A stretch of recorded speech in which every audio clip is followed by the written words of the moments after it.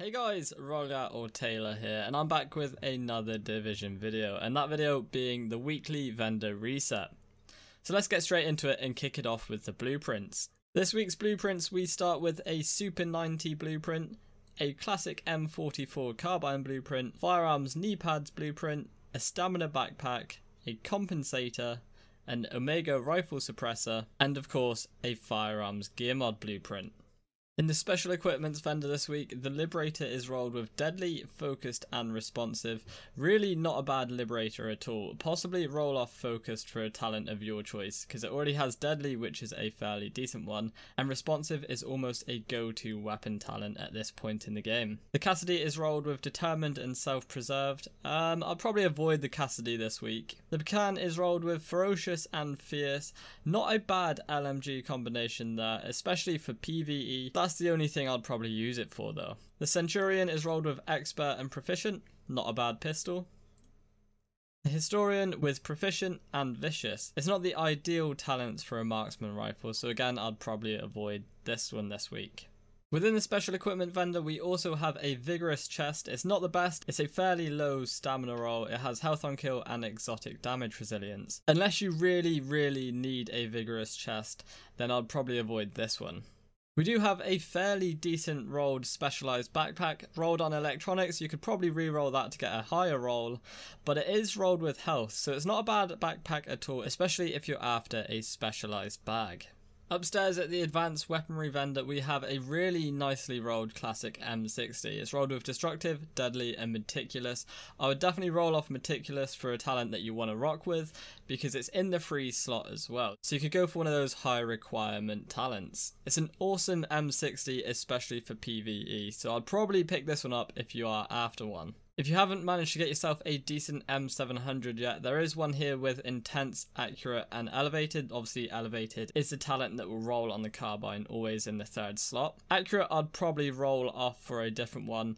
It's a shame about intense because on paper it sounds like a good talent, but it is pretty hit and miss. But if you are after an M700 carbon, then do pick this one up. The last thing that I want to point out that's in the base of operations this week is a robust chest that is within the Dark Zone vendor in the base of operations. It's rolled with skill haste and health with a fairly high firearms roll. This isn't a bad chest at all, and if you're looking for that robust talent, then make sure you pick this one up. Only 277,000 Dark Zone credits.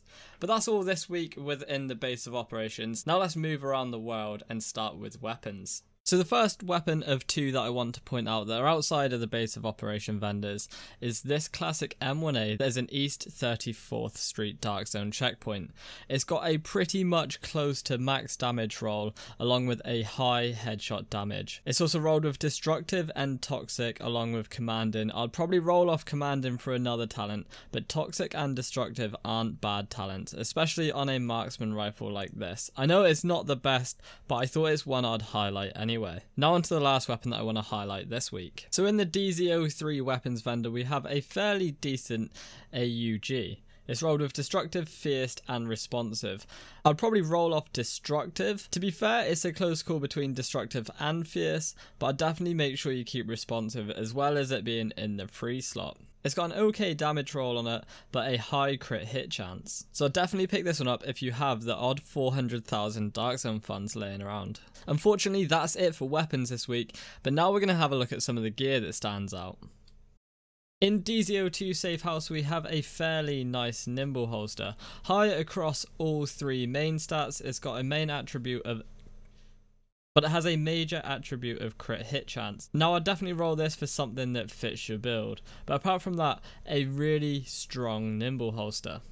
In the Dark Zone 6 Safe House, we have a really nice Alpha Bridge mask, a high electronics roll rolled with skill power and burn resistance. Now this you could pretty much use in most builds. Obviously roll what you need on it, but with two decent rolls on it, you would just pretty much have to pick whether you want the electronics version or go for a more stamina like. But that's completely down to you. So this is the Alpha Bridge mask in DZ06. In the DZ08 gear vendor, we have a very nice Vigorous chest piece with a high electronics roll along with skill haste and enemy armor damage. Skill haste is a really good roll, and enemy armor damage is probably the one I'd pick to roll off. Along with that, it is rolled with ammo capacity, so you only really need to pick one of these. Whatever you do, don't mess with ammo capacity. Apart from that, it's a really nice Vigorous chest if you don't have one, so make sure you at least think about picking up this one. The last bit of gear I'd like to recommend this week is in the DZ09 Special Vendor, and these are a set of Deadeye trigger gloves rolled with marksman rifle damage, enemy armor damage and crit hit damage with a fairly low electronics roll. Now these are ideal for any marksman rifle, especially considering that's what the build would be for. Now one of my recommendations would be to roll off enemy armor damage, but if you're happy with that and you want to use them more for PvE, then you might want to roll from electronics to one of the others. But apart from that, a fairly decent pair of Deadeye trigger gloves if you don't already have a set. Guys, unfortunately that's about it for this week. There wasn't really any attachments or gear mods that were worth showing off, especially not that we've already seen, and I'm sure you would have already had them. But thank you so much for watching this week's weekly vendor reset. If you did enjoy it, obviously let me know in the comments or by clicking that like button. If you're new around here and want to keep up to date with everything The Division, then make sure you subscribe for all future Division content. But until next time, thank you so much for watching, and I'll see you all soon. Bye bye.